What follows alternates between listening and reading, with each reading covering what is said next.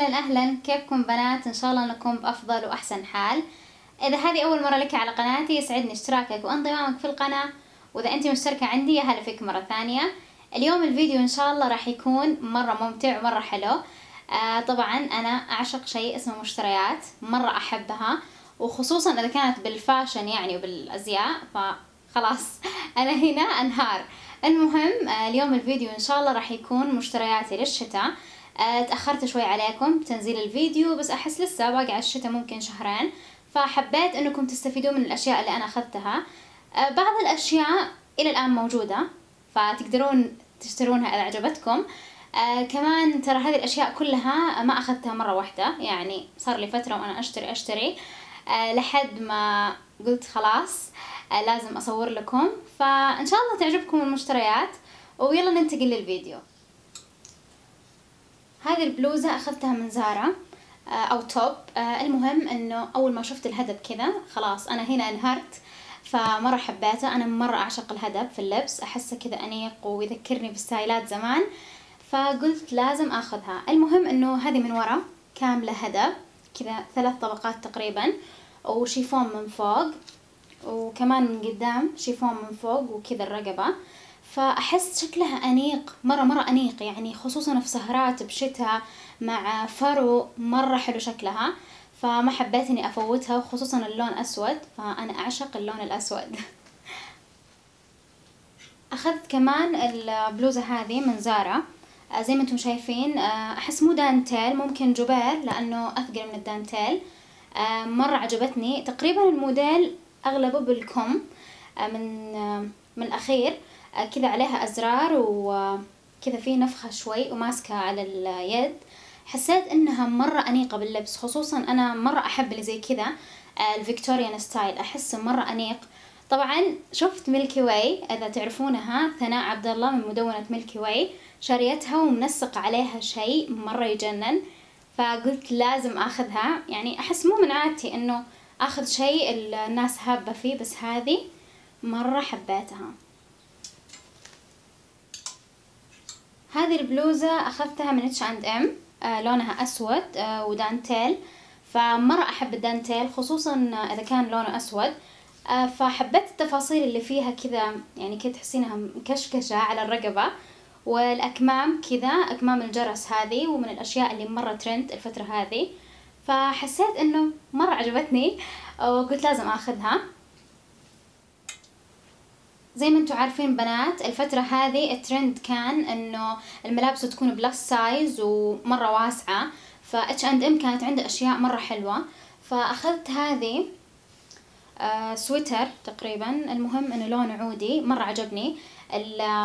الياقة كذا او الرقبة كذا طالعة شوي بس مو واضح بالتصوير، واسع مرة واسع، والاحلى كمان انه شوي طويل، يعني احس انه حلو وساتر بنفس الوقت. كمان الأكمام حقته شوفوا كيف كذا تجي منفوخة، فحسيت انه مع جينز مع جاكيت جينز كمان بلاس سايز يطلع الستايل مرة حلو. واللون ما يحتاج اقول، هذا لون الشتاء بلا منازع يعني، وكمان مرة ترند الفترة هذه. كمان اخذت من H&M هذه البلوزة، لونها رمادي مرة عجبتني كذا، يعني فيها خطوط هنا مايلة بعدين خطوط طولية، هاي نيك بس مو اللي مرة مرتفع، لا حلوة يعني. أكمامها طويلة، حسيت حلوة تحت جاكيتات مع تنانير، مرة حلو شكلها باللبس. كمان بقولكم شغلة صراحة، H&M يعني في أشياء كانت نيو كوليكشن ونزل عليها خصم، من ضمنها هذه كنت باخذها بعدين ما أدري إيش اللي ردني. المهم ورجعت بعدها بفترة لقيت عليها خصم، تخيلوا سعرها تقريبا سايرة بالأربعينات وهي كانت قبل بالتسعينات، فبعض الأشياء اللي أخذتها خفض عليها، بس هذه أخذتها بتخفيض أصلا.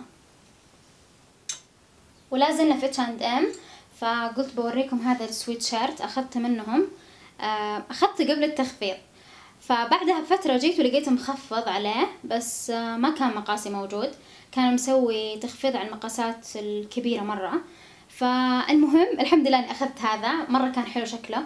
شوفوا كيف الكم شوي ماسك، لبسته بفيديو مرة سويته، راح احط لكم اياه. حلوة الاكمام كذا ماسكة بعدين تجي منفوخة. كمان حلو طوله، يعني احسه شوي من ورا اطول من قدام، فمرة حبيت، حسيته كذا مرة كيوت. كمان اللون انا اول مرة البس لون زي كذا فمرة تحمست عليه. داخل فيه خيوط فيها لمعة ذهبي، ما اتوقع انها باينة مرة بالتصوير بس باللبس مرة يجنن. هذا السويت شيرت اخذته من لا هذا سويتر غلط. هذا السويتر اخذته كمان من اتش اند ام. شفتوا العودي هذا تقريبا نفس الموديل يعني مو تقريبا. فمرة حبيت اللون النيلي.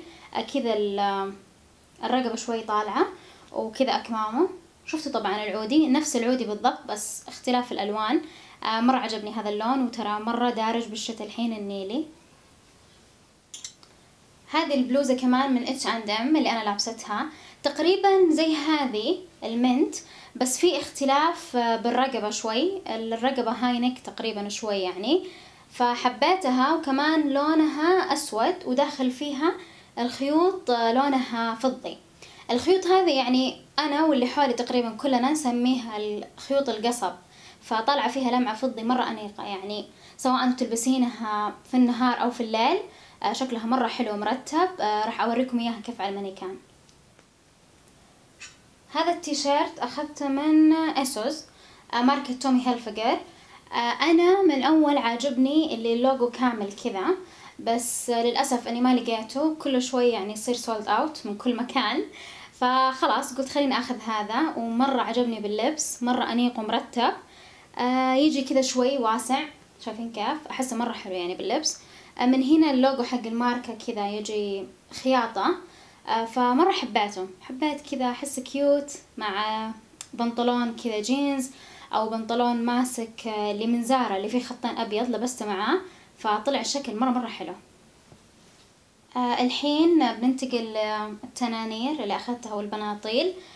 بالنسبة لي انا مرة احب التنانير يعني احسها فيمينين اكثر وانثوية مرة فاحب في الطلعات كذا الرسمية ابعد شوي عن البناطيل احب التنانير. فقلت بوريكم هذه اخذتها من زارا. لونها كحلي مكسرة بس فيها جاي خط كذا خطين تقريبا عودي مرة حلوة باللبس وانيقة. فحبيتها كذا حسيت انه مرة كذا انثوية وجميلة. هذه التنورة كمان اخذتها من زارا لونها عودي تقريبا عودي كذا عنابي يعني بس احس بالتصوير مايلة على الاحمر شوي. مرة حلوة مكسرة وشوي قصيرة راح اوريكم اياها على المانيكان بس باللبس مرة انيقة. والقطيفة او الفلفت معروف انه كل شتاء ترند بس الفترة هذه ترند باغلب الاشياء فمرة حبيتها حسيتها مرة كيوت وانيقة. هذه التنورة كمان اخذتها من زارا. لاحظت ان اغلب تنانيري من زارا. المهم هذه التنورة مرة حلوة يا بنات باللبس. النقشة هذه الكاروهات نفسه هذا مرة دارج الفترة هذه بشكل فظيع جاكيتات بناطيل تنانير. فحبيت اني اخذ هذه التنورة بنسل سكيرت ومن ورا فيها فتحة بسيطة بس مرة انيقة باللبس. وعلى فكرة انا اخذتها ممكن لي شهرين تقريبا بس للحين موجودة والحين كمان عليها خصم يعني انا اخذتها تقريبا ب199. شفتها اتوقع انها ب129 فبنات لا تفوتكم ترى مرة انيقة باللبس. كمان اخذت من زارا هذه البناطيل. بناطيل زارا لونها اسود كذا مرة ترى مشهورة يعني باللبس يا بنات مرة حلوة يعني احسها تحلي الجسم وكذا تلم الجسم تشده بمعنى اصح فحسيت انها مرة حلوة. اخذت هذا من تحت ازرار ذهبي كذا ومن فوق في زر واحد يعني ذهبي وهذا لا من فوق مطاط بس الاطراف شايفين كيف الاطراف فيها خطين احمر وابيض فحسيتها باللبس مرة انيقة. اخذت واحد كمان لونه اسود ومع الاطراف خطين ابيض. بنات باللبس مرة حلوين يعني لو شفتي هذه البناطيل خذيها وانت مغمضة سواء بتخفيض او بدونه بس بالتخفيض ما راح تلقان مقاسات ابدا يعني جيت بالتخفيض باخذ منهم كمان فما لقيت مقاسات. بس هذه اخذتها من قبل التخفيض يعني من جد انصحكم فيها لانها مرة تحلي الجسم ومرة حلوة باللبس. كمان اخذت البنطلون هذا من اتش اند ام. لونه اخضر يعني اخضر مرة غامق فيلفت يا بنات مرة يذبح اللون على الطبيعة.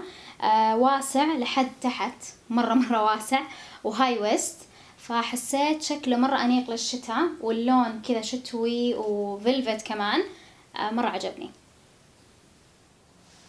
من ضمن مشترياتي كان الجاكيت هذا من ايسوس، مرة عجبني. الحلو فيه انه جاكيت وبنفس الوقت فستان، مرة حلو، طوله حلو كمان، دبل الازارير، فمرة ترند. المهم الحلو فيه لونه، اللون والستايل انا مرة حبيته، ذكرني بألوان جاكيتات زمان التسعينات تقريبا، والستايل هذا انا مرة احبه، واحس كذا يعني كان ستايلهم في التسعينات انيق وانثوي بنفس الوقت، فحبيت هذا. الحلو فيه انه اثنين في واحد زي ما قلت لكم، جاكيت وفستان بنفس الوقت، فمرة انيق باللبس. الحين نجي لأجمل شيء بالمشتريات كلها، فقرة مشتريات البيت أو لبس البيت. مرة أهتم يعني بلبس البيت، أحس لأنه ممكن أغلب وقتنا يعني نكون قاعدين بالبيت نبغى لبس مريح وكذا، فحبيت هذه البيجامة من موقع ايسوس. أهم شيء عليها جينجر بريد، مرة عجبتني ومرة خفيفة، يعني ما تحسوا إنها شتوية، لا بالعكس مرة حلوة. بنطلون وبنفس الوقت البلوزة معاها. سعرها كامل، لأنه اسوس أحيانا البنطلون يكون سعر الحال والبلوزة أو القميص يكون سعره ثاني، بس هذه كانت سعرها واحد، فمرة حبيتها عجبتني. هذه الترنجات من H&M، مرة حلوة للبيت، ذكرتني بترنجات جوسي كوتور، بس هذه مرة حلوة وسعرها مناسب. البنطلون كان ب99، والبلوزة كمان أو الهودي سعره 99. قطيفة أو مخمل مرة عجبتني. هذا الهودي كذا يجيب بجيوب، يعني ما راح أطلع فيها مستحيل، يعني مع إنه ترنجات اللي زي كذا من جوسي كوتور البنات يطلعون فيها، بس ما أحس إنها هذه حقت بيت، فمن الأشياء الحلوة للبيت، يعني أحسها أنيقة وبنفس الوقت حلوة ومريحة، وأهم شيء تدفي بالبرد لأنها قطيفة وقماشها ثقيل شوي وحلو. أحب الرداءات حقت البيت من اسوس لأنها خاماتها مرة حلوة وأشكالها مرة حلوة. أخذت هذا اللون مرة جميل، وكمان اللي عجبني فيه الغطا حق الراس مرة كيوت، شوف كيف مرة عجبني ومرة حلو ومريح باللبس. النوع اللي كذا ما يجي من جوا فيه فرو، هذا مرة خفيف، يعني مو يدفي مرة بس حلو بالبيت، يعني تقدرين تلبسينه صيف أو شتاء.